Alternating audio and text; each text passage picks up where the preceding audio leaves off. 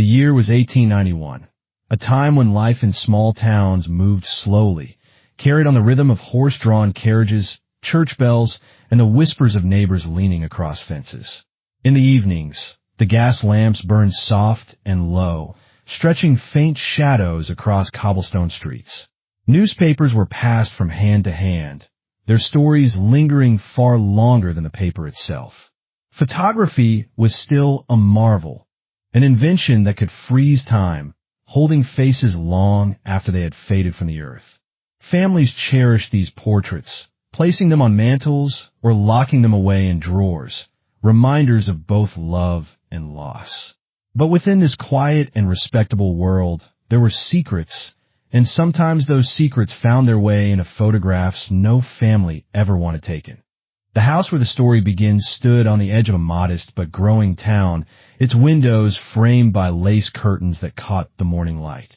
From the outside, it looked much like any other home of the time, tidy and cared for, the garden lined with roses that bloomed even in the hardest seasons. Inside, however, life carried undercurrents of tension. The family who lived there seemed blessed, wealthy enough to live comfortably, servants to see to daily chores, and connections that gave them respect in the eyes of the community. They dined with silverware that glinted in the candlelight, and hosted guests who marveled at their fine china. But wealth did not mean peace. Behind the polished doors, whispers of control and quiet resentment stirred. The center of this household was a young woman, barely past her teenage years, whose life had been shaped more by expectation than by choice. She was married, though the union was less about love than about maintaining the image her family so carefully built. She carried herself with grace, her hair neatly arranged, her voice soft, yet those CLO. Sestaher could sense a weight in her presence, as though she lived under rules she dared not question. Her husband, several years older, held both affection and dominance in his manner. He expected silence more than laughter, obedience more than warmth. Outwardly, he was respectable, a man of business and tradition, but behind closed doors his temper was sharp and his word was final. The neighbors saw what they wanted to see. To them, this was a respectable family living a respectable life. They saw the young wife attending church, her eyes lowered, her hands folded neatly in her lap. They saw her husband exchange pleasantries in town, always polite, always measured. Few noticed the way she flinched when voices rose, or how her smile seemed rehearsed. They could not see how often she sat awake at night, staring at the cradle by her bedside, whispering prayers into the silence, prayers she feared went unanswered. The baby was the thread that held everything together. A child born into expectation, wrapped in blankets finer than most families could afford, guarded with the kind of devotion that bordered on desperation. Every cry, every small breath seemed to carry the weight of not just love, but also duty. For the young mother, the baby was a light in her dim world, the only thing that softened the harsh edges of her daily life.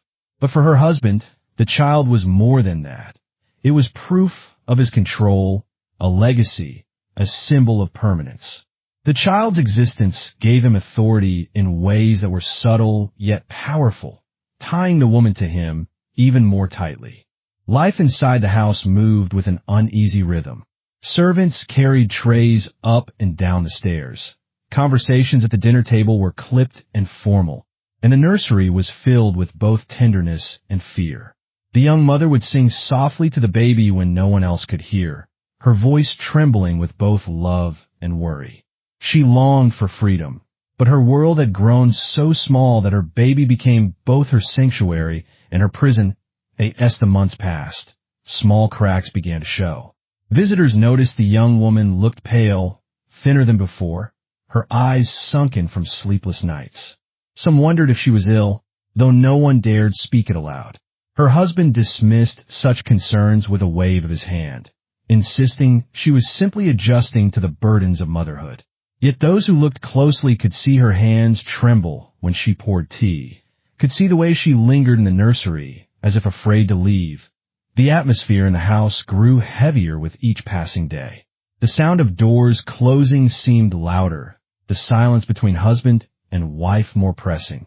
The baby's cries often cut through that silence like glass, stirring in the young mother both overwhelming love and unshakable fear. There were moments when she seemed to cling to the child not only for comfort but for survival, as though the baby was the only anchor keeping her from falling into some unseen darkness that it was in this fragile world, one that looked so ordinary from the outside that the story took root. The child, so small, so cherished, was both a blessing and a burden in ways that outsiders could not imagine. The young woman's heart was divided between fierce devotion and a quiet terror that something was slipping beyond her control.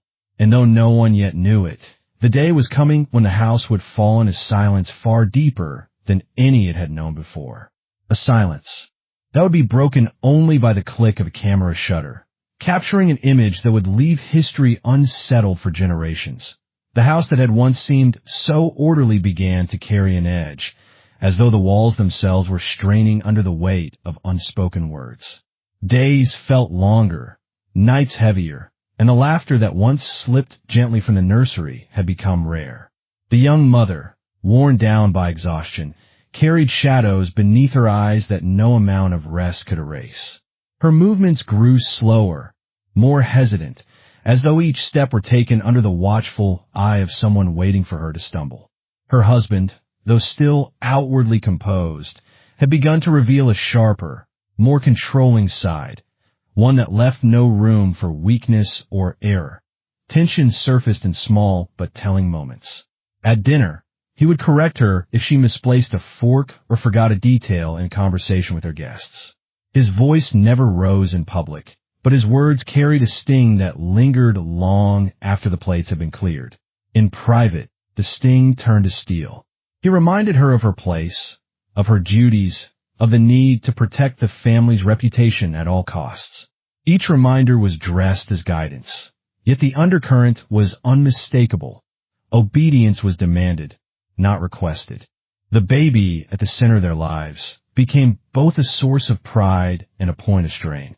The young mother clung to the child with a tenderness that bordered on desperation. She whispered lullabies with shaking lips, brushed her hands over the tiny face as if trying to memorize it, as though the child might vanish if she looked away too long. Her husband, however, treated the baby as a possession, something to be presented to guests, proof of his household's strength and stability. When the child cried for too long, his patience thinned. When the mother fretted too much, he dismissed her as fragile, weak, and unfit to bear such responsibility without his guidance. The pressure of society pressed down on her shoulders as much as his words. In 1891, a woman's worth was measured by her ability to maintain grace, manage her home, and fulfill her role as wife and mother without complaint. To falter was to invite shame. Neighbors watched from behind their lace curtains, their judgments sharp and silent. Appearances mattered more than truth, and for this family, image was everything. The young mother carried not only her own burdens, but the invisible weight of her husband's expectations, her family's reputation, and the town's gossip that could turn kind faces cold in an instant. Money added another layer of unease. While the family appeared comfortable, whispers of financial strain hung just beneath the surface. Investments had not returned as expected, debts lingered, and the husband's pride would not allow him to admit the truth. Instead, he tightened his control at home, demanding perfection in all things, as though order within the walls of his house could make up for the chaos of his accounts. The young woman, though shielded from the full truth, could sense the tension. She noticed the way he lingered longer over his papers, the way his jaw clenched when letters arrived, the way he dismissed her questions with a sharpness that left her silent. The cracks in their marriage widened with each passing week. One evening, when the baby had fallen ill with a fever, she stayed at the child's side through the night, dampening the small forehead with cloths, whispering prayers into the dark. At dawn, her husband entered the nursery, displeased with her disheveled hair and sleepless eyes. He chastised her not for neglect, but for appearance, for allowing herself to look undone, for failing to present the image of strength and grace expected of her. Her tears, which fell silently as she held the child, were dismissed as weakness, as if her sorrow were a betrayal. It was in moments like these that her heart began to harden, not against the child she loved, but against the man who demanded she smother every part of herself to uphold his pride. Hidden beneath the surface were old wounds that had never healed. The young mother's marriage had not been her choice, but her family's arrangement. Her heart had once leaned towards someone else, a man with kind eyes and gentler ways. But that door had been closed to secure a future deemed more suitable. Though she buried those feelings, they flickered still, rising in quiet moments when she thought of what might have been. Her husband, aware in some silent way of her lack of passion, grew jealous in ways he would never admit. He guarded her with the same possessiveness with which he claimed the child, ensuring she remained tethered not by love, but by fear. As the months dragged on, her world narrowed further. Friends stopped visiting as often, either by her husband's design or her own exhaustion. Servants moved through the house with lowered eyes, sensing the sharpness in the air, careful not to draw attention to themselves. The young mother spent more and more time alone in the nursery, clutching her baby as if the tiny heartbeat beneath her palm was the only steady thing in her life.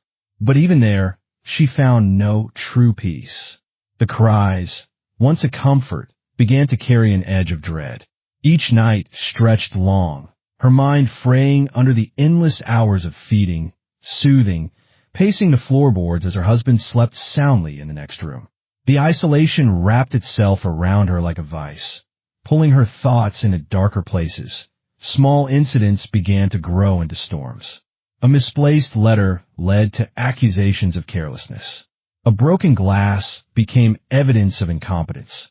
When she resisted his criticisms, even with the smallest protest, he reminded her of her dependence, of how easily she could be cast aside if she brought shame to the family name.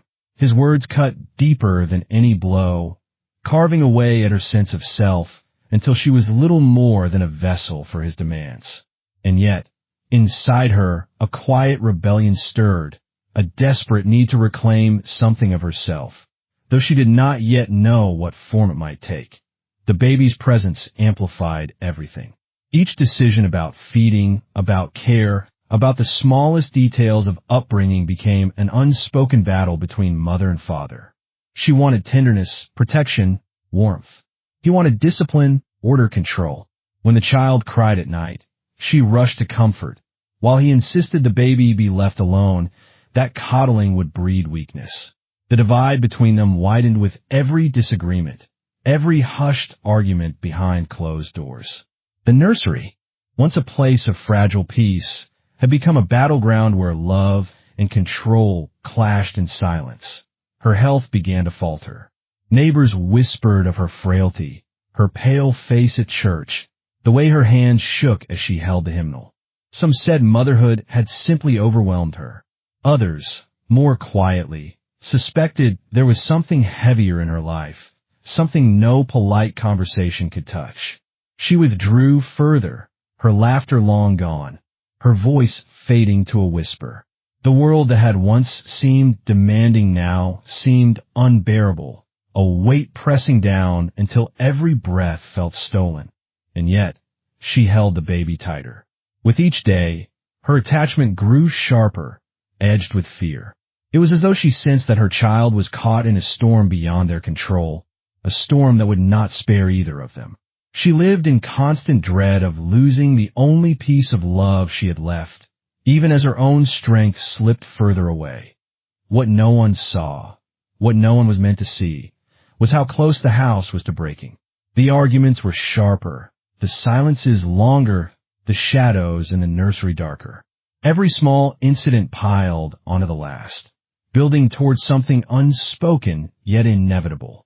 The young woman's mind, stretched thin between love, fear, and despair, teetered on the edge of collapse. Her husband, blind to her breaking, continued to demand, to control, to shape her into an image she could no longer sustain. I end this growing storm. The threads of their lives twisted tighter, pulling them toward a moment that would not be undone. The baby, fragile and innocent, lay at the heart of it all, both cherished and fought over, both salvation and burden. And in the quiet hours of the night, as the house settled into uneasy silence, the young mother began to feel a shift inside her, a darkness creeping closer with each sleepless hour. She did not yet know it, but each choices she would make, born from desperation and pain, would leave behind an image the world would never forget.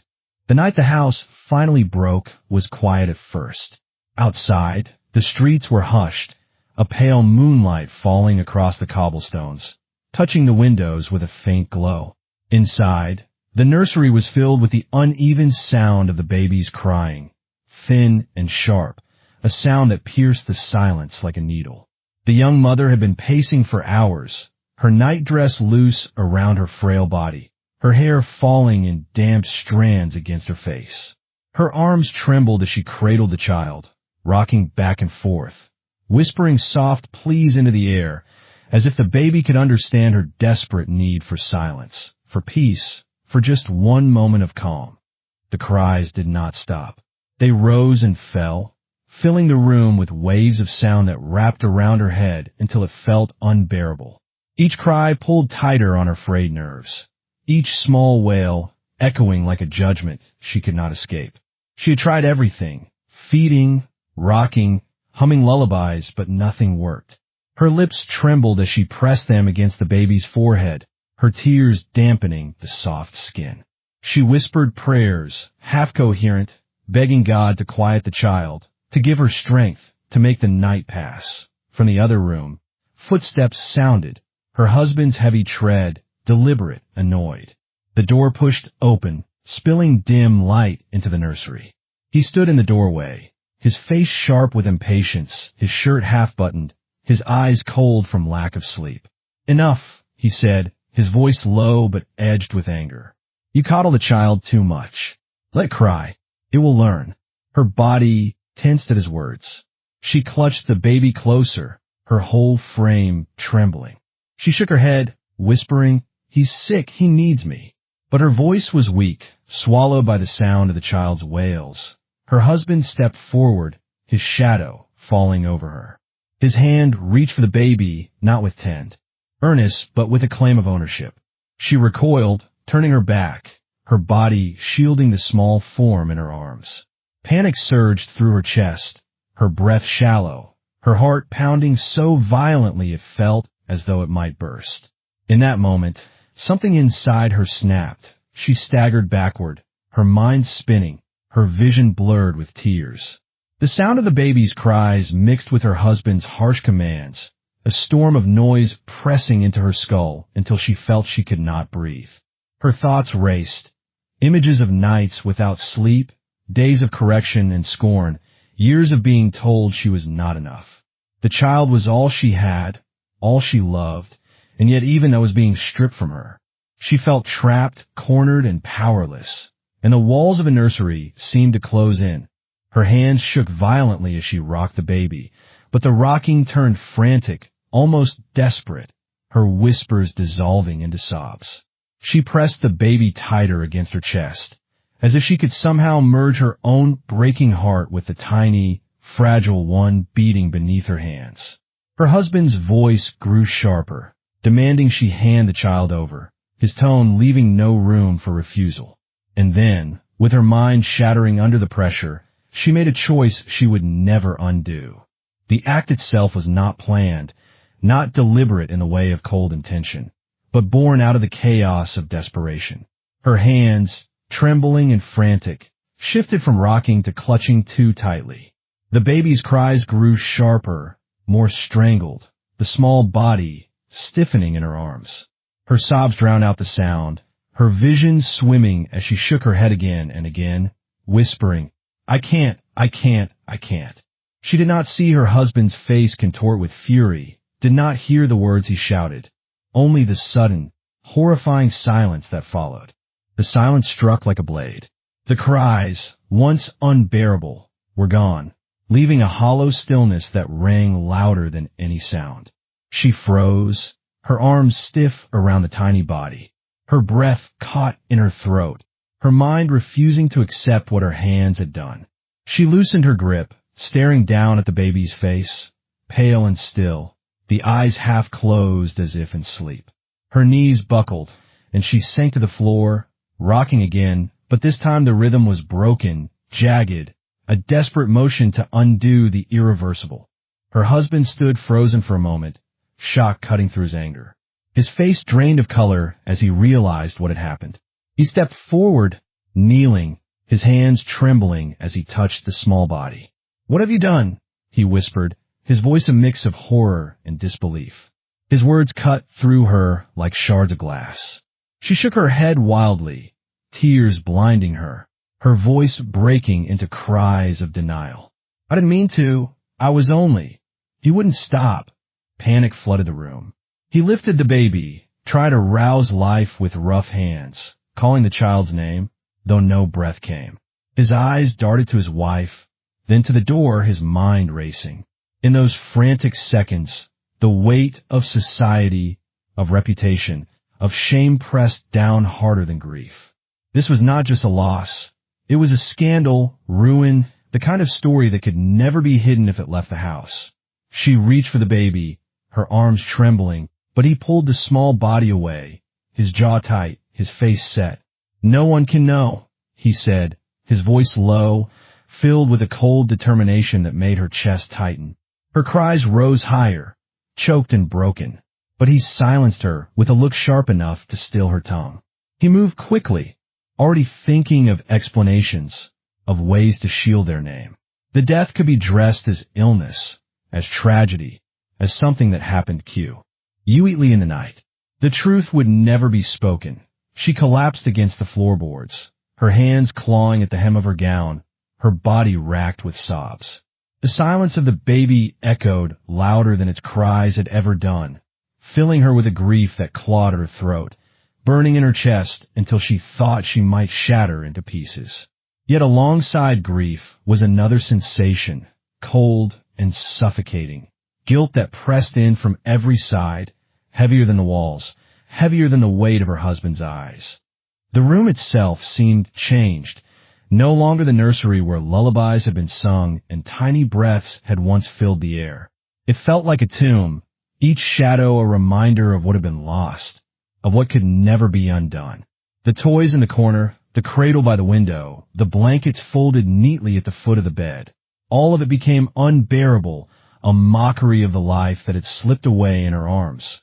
Her husband, though shaken, moved with grim purpose.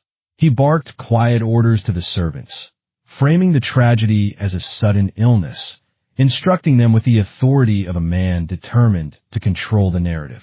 The servants, loyal but wary, obeyed, though their glances carried unease. In the hours that followed, the house was cloaked in whispers and hurried movements, as though silence itself could erase the truth. But for her, silence was not an escape. It was a punishment. Each tick of the clock in the hallway sounded like condemnation, each faint creak of the floorboards like a reminder.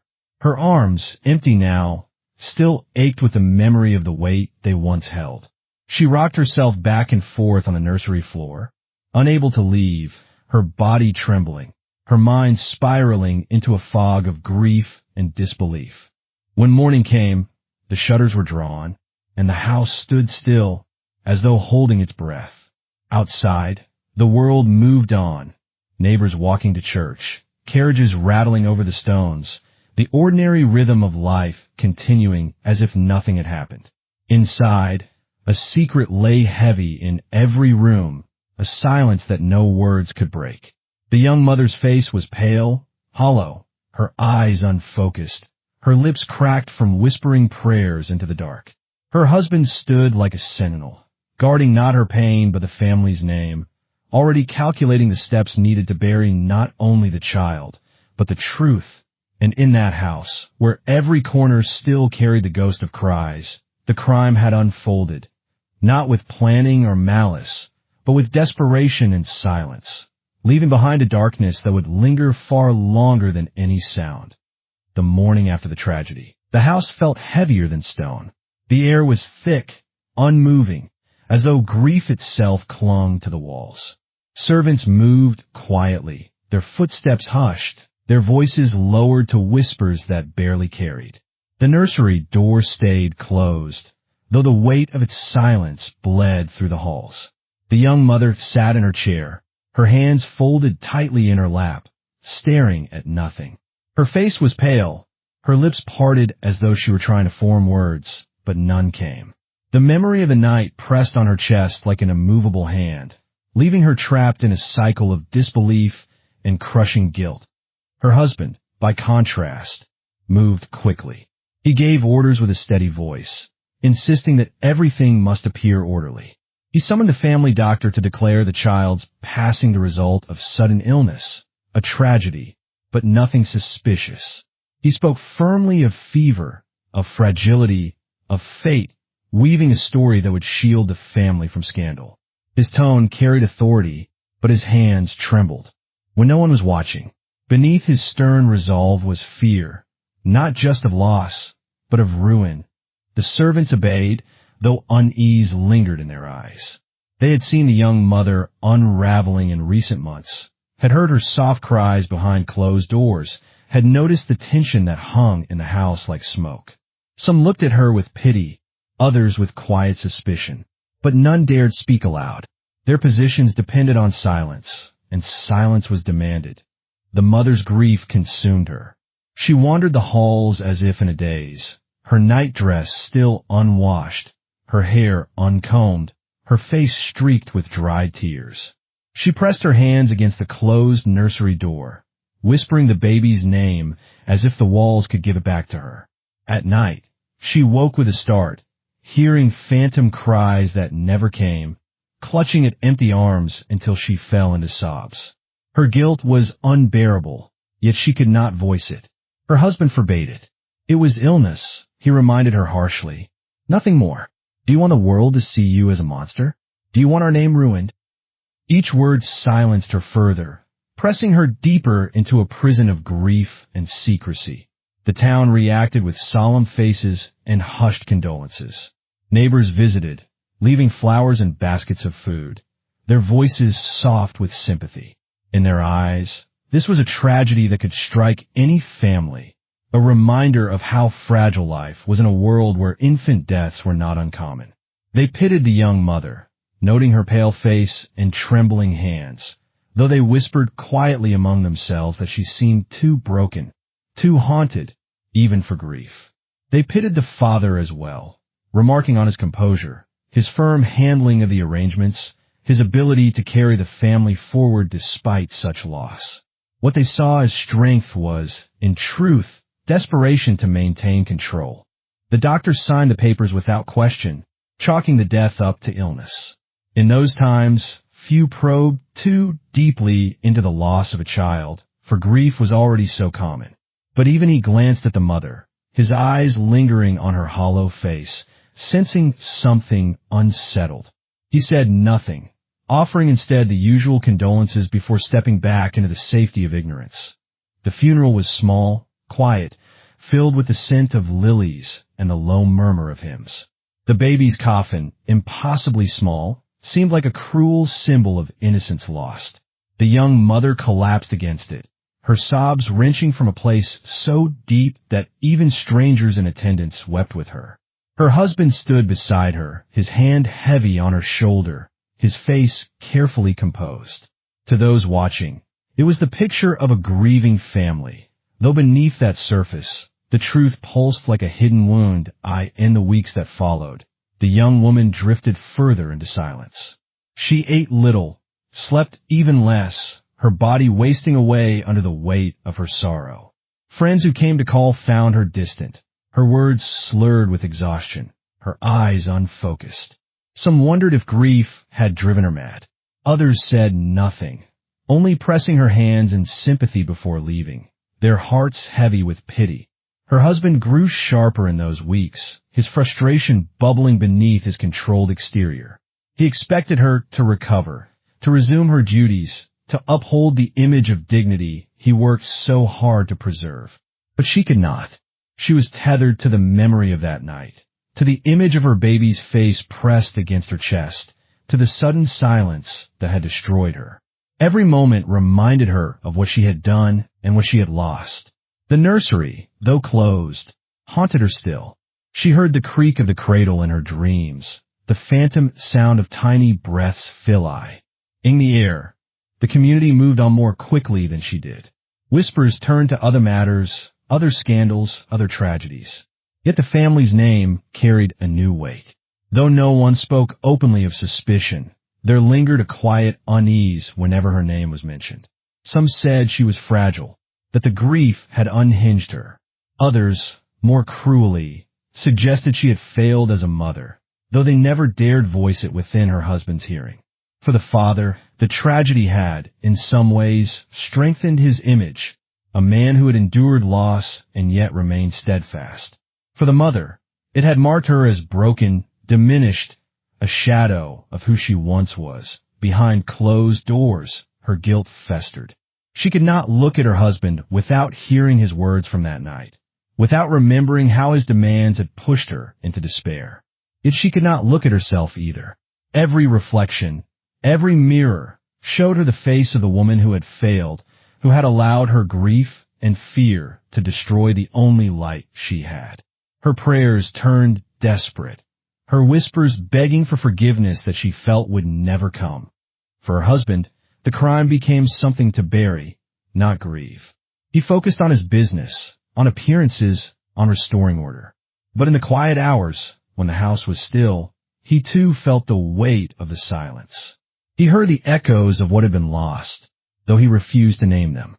His coping was control, tightening every loose end, managing every detail, never allowing himself the luxury of grief. Yet even he could not escape the truth entirely.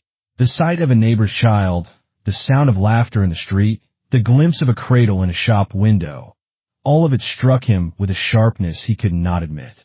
The ripple of the tragedy extended beyond their home. Relatives, though sympathetic, began to keep their distance, their visits shorter, their conversations filled with awkward silences. Servants spoke less, their presence more withdrawn, as though fearful of stirring a fragile peace. The household became a shell of what it had been, quieter, colder, the air heavy with what was left unsaid. The young mother's world narrowed until it was little more than her own thoughts, her grief consuming her with every passing day. She lived in a constant state of contradiction, aching for the child she had lost, hating herself for the role she had played, fearing her husband's control, yet unable to imagine life without the walls that imprisoned her. Each moment was heavy with memories she could not escape, and though the world outside had begun to heal, her own wound remained open, raw, and endless. The crime, hidden from the public eye, had left no marks for the world to see, no trial, no judgment. But within the house, its shadow stretched long and unyielding. The mother bore the weight of guilt. The father bore the weight of silence. And together, they lived beneath the memory of a child whose absence echoed louder than its cries ever had. The community, though unaware of the truth, sensed the fracture, treating them with pity laced with distance. Life went on, but for those within the walls of that house, time itself seemed to have stopped the moment the nursery fell silent. The trial that followed was long, bitter, and filled with contradictions. Lawyers painted their own versions of the truth, each one trying to make sense of the night that had taken the baby's life. Some spoke of jealousy, of power, of a struggle between control and despair. Others insisted it was a tragic accident, a moment where human weakness overcame reason. The courtroom echoed with arguments, but Behi. Indeed, all the words lay a simple fact. A child was gone, and nothing would ever bring him back. The parents were forced to sit through it all, each day watching strangers pick apart their lives. Their home, once private, had become a place of public inspection. Every word, every action, every letter they had ever written was dragged into the open and twisted into evidence. Neighbors who once nodded kindly at them in the street now whispered in doorways, their opinions sharp and unforgiving. Friends pulled away, unsure of what to say or where loyalty should lie.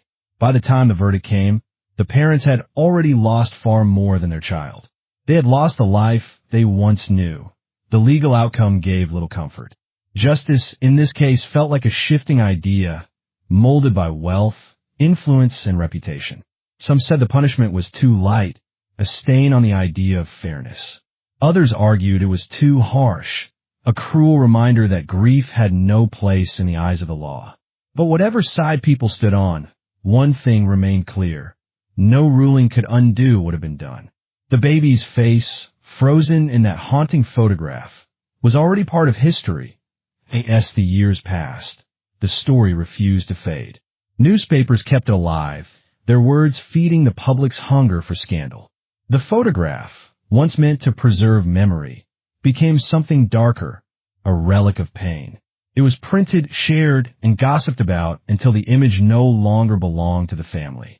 It belonged to history, to strangers who saw in it a reflection of their own fears about life, death, and morality. The parents lived under that shadow. Each step they took was shaped by whispers they could not silence. They moved houses, changed names, tried to start over, but the past clung to them. The weight of guilt, the coldness of judgment, and the silence of their child followed wherever they went. They were not just a grieving family. They had become a symbol, a cautionary tale about control, power, and the fragile line between love and destruction. Looking back, the story revealed more than just the crime itself. It exposed the power dynamics in a home where pride and dominance replaced tenderness. It showed how society often judged grief harshly, demanding explanations when tragedy struck. It revealed the cruelty of gossip, the hunger for stories that turned private suffering into public entertainment. And above all, it reminded people of how thin the boundary is between the ordinary and the unthinkable. The photograph still unsettled those who looked at it. It was not simply the face of a dead child, but a mirror reflecting human weakness. Some saw innocence stolen. Others saw punishment delivered. But most saw the terrifying truth that life, when poisoned by control and fear, can collapse in a single moment. Justice was served on paper, but true justice never came. Lives were shattered, reputations ruined, futures stolen. The story ended not with healing, but with survival, those left behind forced to carry scars that would never fade. And in the larger world, it became another reminder of the fragile balance between love and power, grief and guilt, innocence and cruelty. In the end, what shocked history was not only the crime, but the photograph that refused to die. It was proof of how deeply human choices can wound, how easily the line between devotion and destruction can blur. It forced people to confront the darkest parts of themselves, the parts capable of jealousy, control, and silence in the face of suffering. That was its true legacy. The baby's post-mortem photo did not just capture death. It captured the cost of unchecked emotions, the tragedy of a home consumed by power struggles, and the way society feeds on pain while pretending to search for truth. More than a century later, it still asks the same questions. What is justice? What is morality? And how far will people go to protect pride, even at the cost of love? That is why the story endures. Not as a closed chapter, but as an open wound. A reminder that behind every crime lies not just a victim, but a web of choices, failures, and fragile human hearts that could not bear the weight of their own darkness.